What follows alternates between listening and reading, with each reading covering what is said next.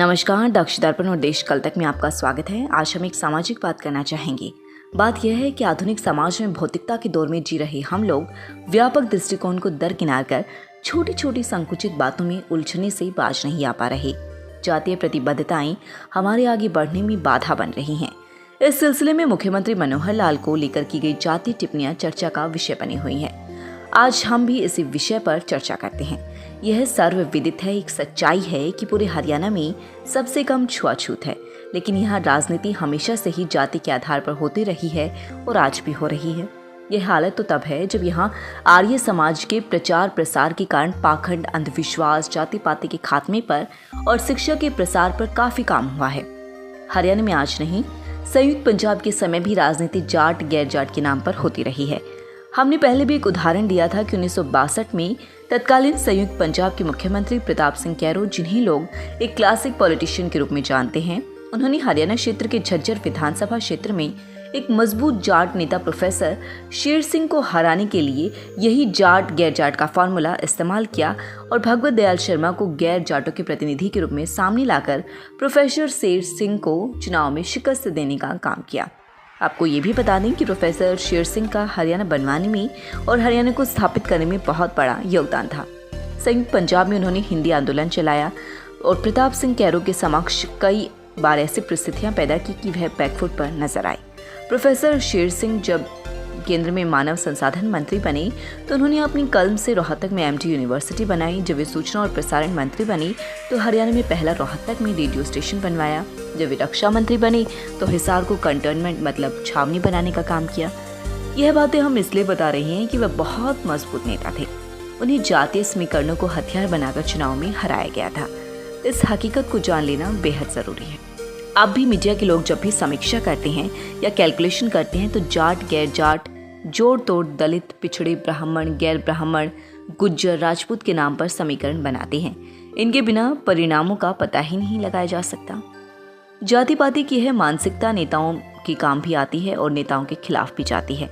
लेकिन दुख की बात यह है कि इस जाति के जहर के कारण समाज में विघटन जैसे हालात तो देखने को मिलते ही हैं। आपसी भाईचारा भी बुरी तरह से खराब हो जाता है। यद्यपि इस तरह की भावनाओं को हवा मुट्ठी भर लोग ही देते हैं, परंतु माहौल दूर तक खराब होता है। हरियाणा के मुख्यमंत्री मनोहर लाल को लेकर हाल में जो टिप्पणियां सुनने को मिली वह नई बात नहीं है। ऐसे ही टिप्पणियां एक और आरक्षण समर्थक नेता किया करते थे। इस बात का लाभ उठाने की कोशिश किया करते थे, परंतु जो व्यक्ति छोटी सोच का होता है उसका मामला लंबा नहीं चलता। मुख्यमंत्री को पाकिस्तानी बताने वाले उस नेता का अब न कहीं नाम है और न ही चर्चा। ऐसा करने वाले लोग यह भूल जाते हैं कि एक्शन का रिएक्शन होता ही है। यदि आप किसी को भला बुरा कहेंगे तो फिर आपको भी इसी बात के लिए तैयार रहना पड़ेगा कि आपको भी ऐसा ही कुछ सुनने को मिल सकता है।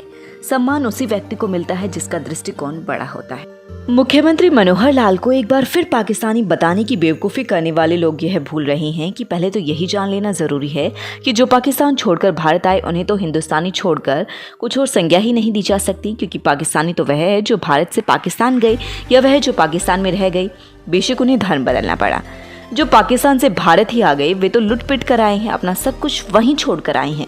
भारत में आकर भूखमरी झेली, उस त्रासदी में 5 लाख लोग मारे गए, 75,000 महिलाओं के साथ बलात्कार हुआ, लेकिन उन्होंने भारत में रहने की इच्छा के कारण इस तरह के दंश झेले और भारत आकर रह रही हैं।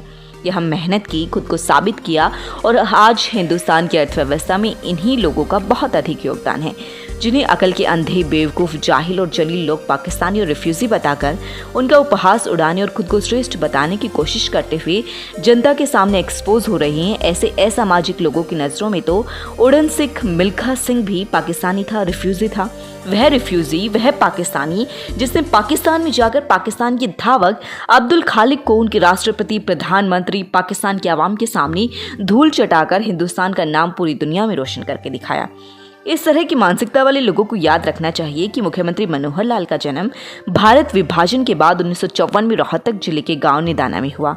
भला वह पाकिस्तान से कब आ गए, मतलब वह पाकिस्तानी कैसे हो गए? मनोहर लाल का बचपन और किशोर अवस्था इसी गांव में बीती।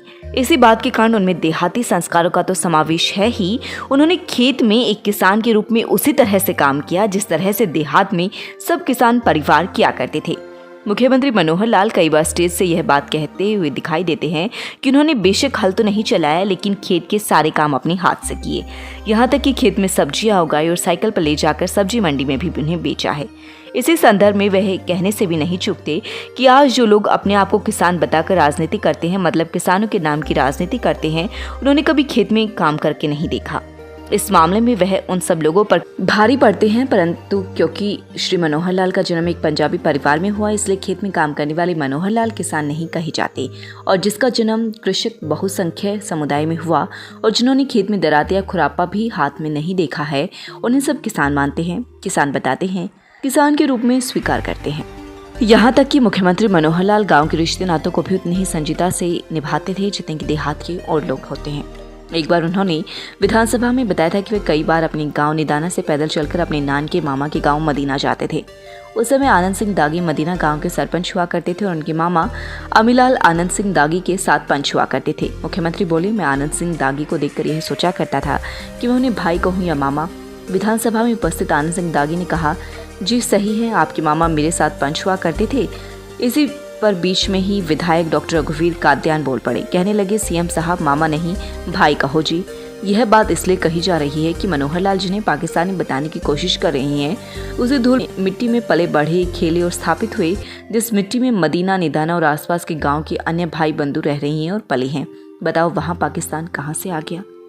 उनके रिफ्यूजी होने का मतलब है मुख्यमंत्री का परिवार बाद में बनियानी गांव में जा बसा, वह भी रोहतक जिले का ही एक गांव है। लेकिन किसी ने सही कहा कि आप कितने भी ठीक हों, आपके बारे में जिसने जो नजरिया बना लिया वह बदलता नहीं, क्योंकि नजर बदल सकती है, नजरिया नहीं बदलता।